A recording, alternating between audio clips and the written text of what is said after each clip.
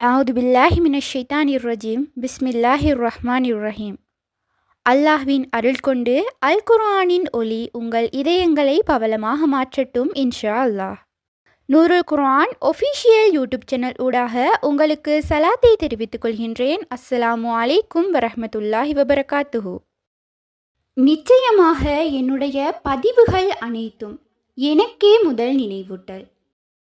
இன்றைய பதிவில் நாம் பார்க்க இருப்பது நம்முடைய அனைத்து விதமான கவலைகளையும் நீக்கித் தரக்கூடிய, நம்முடைய வாழ்வாதாரம் ரிஸ்கை அதிகரிக்கக்கூடிய, இன்னும் உள்ளத்தில் நிம்மதியை ஏற்படுத்தக்கூடிய ஒரு அற்புதமான வஜீஃபாவினை பற்றித்தான் இன்ஷா அல்லாஹ் இன்றைய பதிவில் நாம் பார்க்க இருக்கின்றோம்.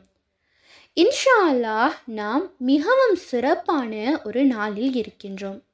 அதாவது இந்த புனித ரமலானுடைய மாதத்தில் 2வது பத்தில் நாம் காலடி எடுத்து வைத்துள்ளோம். அல்ஹம்துலில்லாஹ், இதை ஏற்படுத்தி தந்த எல்லாம் வல்ல அல்லாஹ்வுக்கே எல்லா புகழும்.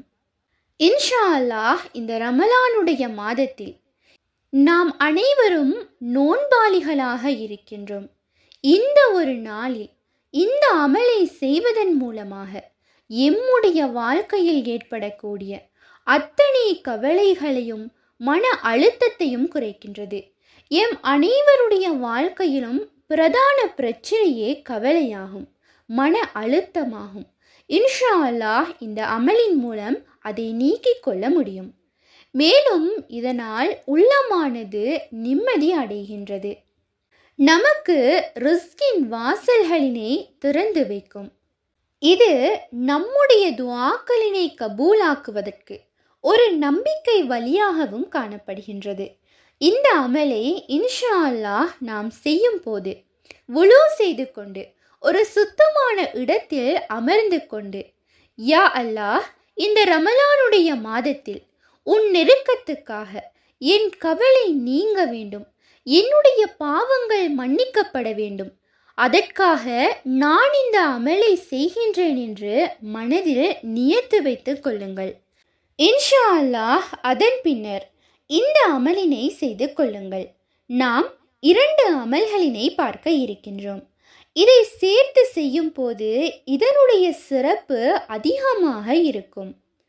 முதலாவது அல் குர்ஆனில் இருக்கும் ஒரு சூரா. இது வெறும் 8 ஆயத்துகளை கொண்ட சிறிய ஒரு சூரா. இதனை மனதார ஈமானோடு ஓதுவதினால் கவலை மற்றும் மன அழுத்தம் குறைகின்றது. எம்முடைய மனதில் கஷ்டத்துக்கு பின் சுலபம் உண்டு என்பதனை உறுதியாக பதியச் செய்கின்றது. அல்லாஹ் எம்மை தனிமையில் விடமாட்டான் எனும் உணர்வை தருகின்றது. மரியாதை உயர்வை ஏற்படுத்தும். இவ்வாறாக பல சிறப்புகளை உள்ளடக்கியுள்ளது. இந்த சூறாவை தினமும் ஓதுவதினால் உள்ளம் விரிவாகும், நம்பிக்கை பிறக்கும், கவலை குறையும், அல்லாஹ்வை நோக்கி திரும்ப தூண்டும். இவ்வாறான சிறப்பை கொண்ட அந்த சூரா என்னவென்றால் அதுதான் சூரா இன்ஷிராஹ். இதன் அர்த்தம் உள்ளத்தை விரிவாக்குதல். இன்ஷா அல்லாஹ் இதை ஓதும் போது பொருளை உணர்ந்து ஓத வேண்டும்.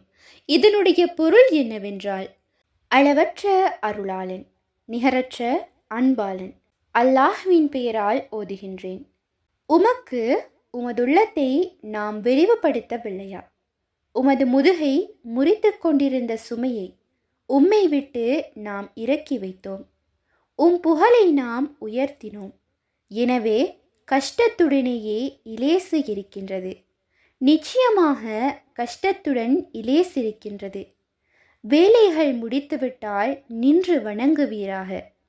உமது இரட்சகனிடத்திலேயே முழு விருப்பத்துடனும் சார்ந்திருப்பீராக. இன்ஷா அல்லாஹ் இதனை பொருளை உணர்ந்து ஓதிக்கொள்ளுங்கள். 2வது வஜீஃபா ஒரு திக்ர். இந்த திக்ர் இந்த ரமலான் மாதத்தில் சிறப்பான ஒரு திக்ராக காணப்படும். இந்த திக்ரை ஓதுவதினால் பாவ மன்னிப்பு கிடைக்கும், ரிஸ்க் அதிகமாகும், கவலை கஷ்டம் நீங்குகின்றது. அந்த திக்ரானது ஒரு இஸ்திக்ஃபார், அஸ்தாஃபிருல்லாஹ் என்று கூறிக்கொள்ள வேண்டும். நபி ஸல்லல்லாஹு அலைஹி வஸல்லம் அவர்கள் தினமும் 70க்கும் அதிகமாக இஸ்திக்ஃபார் செய்துள்ளார்கள். இன்ஷா அல்லாஹ் இந்த திக்ரையும் நாம் அதிகமாக ஓதிக்கொள்ள வேண்டும். இந்த அமலை ஃபஜ்ருக்கு பிறகு, இஷா தொழுகைக்கு பிறகு, தஹஜ்ஜுடைய நேரத்தில் ஓதலாம்.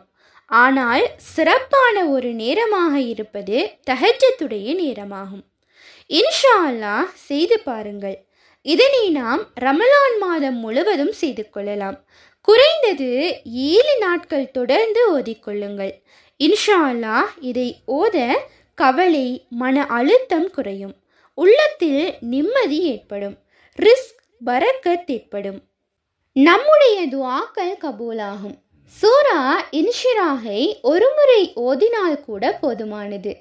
கவலை, கஷ்டம் நீங்க துஆவுடன் 3 முறை அல்லது 7 முறை ஓதிக்கொள்ளுங்கள். ஆனால் கட்டாய எண்ணிக்கை என்று ஒன்றுமில்லை. இன்ஷா அல்லாஹ் இஸ்திக்ஃபாரை, அதாவது அஸ்தாஃபிருல்லாஹ் என்று 100 முறை ஓதிக்கொள்ளுங்கள். அதற்கு மேலதிகமாகவும் ஓதிக்கொள்ளலாம். இன்ஷா அல்லாஹ் இந்த அமலை செய்துவிட்டு முடிவில் துஆ கேட்பது என்பது முக்கியமான ஒரு விடயமாகும். யா அல்லாஹ், என் சிரமங்களை சுலபமாக்கு, என் உள்ளத்தை விரிவாக்கு, என் வாழ்க்கையில் ஹலாலான பரக்கத்தை உண்டாக்குவாயாக, என் துஆவை கபூல் செய்து தருவாயாக என்று நம்பிக்கையுடன் துஆ கேளுங்கள். நான் இந்த அமலை செய்துவிட்டேன், இது நடக்கும் என்று கூறுவது தவறு. இது நபி அவர்கள் கூறிய வஜீஃபா கிடையாது. இது ஒரு சிறப்பான அமல், சிறந்த அர்த்தத்தினை கொண்ட ஒரு சூரா, மேலும் ஒரு இஸ்திக்ஃபார். இதை செய்வதனால் எந்த தவறுமே கிடையாது. ஆகவே இன்ஷா அல்லாஹ் இந்த அமலினை செய்து இதனுடைய சிறப்புகளையும் பலனையும் அடைந்து கொள்ள வல்ல அல்லாஹ் நம் அனைவருக்கும் நற்கிருபை செய்வானாக. ஆமீன். இன்ஷா அல்லாஹ் இந்த பதிவானது உங்களுக்கு பயனுள்ளதாக இருப்பின் அல்ஹம்துலில்லாஹ் என்று கமெண்ட் செய்யுங்கள். மேலும் உங்களுடைய மேலான துஆக்களில் என்னையும் சேர்த்து கொள்ளுங்கள். இன்ஷா அல்லாஹ் மற்றொரு பதிவில் சந்திப்போம். ரமலான் மாத வினாவிடை போட்டியின் இன்றைய 11வது நாள் வினா. நபி ஸல்லல்லாஹு அலைஹி வஸல்லம் அவர்கள், ஒவ்வொரு நபிக்கும் சுவர்க்கத்தில் ஒரு தோழர் இருப்பார், எனக்கு சுவர்க்கத்தில் தோழராக இருப்பவர் இவர் என்று குறிப்பிட்ட சஹாபி யார்? அந்த சஹாபியின் முழுமையான பெயர் என்ன? பதிலை கமெண்டில் பதிவு செய்யும் போது உங்களுடைய பெயர் மற்றும் முகவரி மற்றும் ரெஜிஸ்ட்ரேஷன் நம்பர் சரியான பதிலுடன் பதிவு செய்யுங்கள். நாளைய தினம் சரியான பதில் வாட்ஸ்அப் குரூப்பில் அறிவிக்கப்படும் இன்ஷா அல்லாஹ். இப்போட்டியில் சிறந்த முறையில் பங்கு பற்றி நீங்களும் வெற்றியாளர்களாக மாற, ஈமானை வளர்த்து கொள்ள அனைவருக்கும் வாழ்த்துக்களை நூருல் குர்ஆன் ஒஃபிஷியல் யூடியூப் சேனலிலூடாக தெரிவித்துக் கொள்கின்றேன். உண்மையான அறிவை தேடும் வழி அல் குர்ஆனாகும். உங்கள் ஆதரவுகளுக்கு ஜஸாக்குமுல்லாஹு ஹைரன்.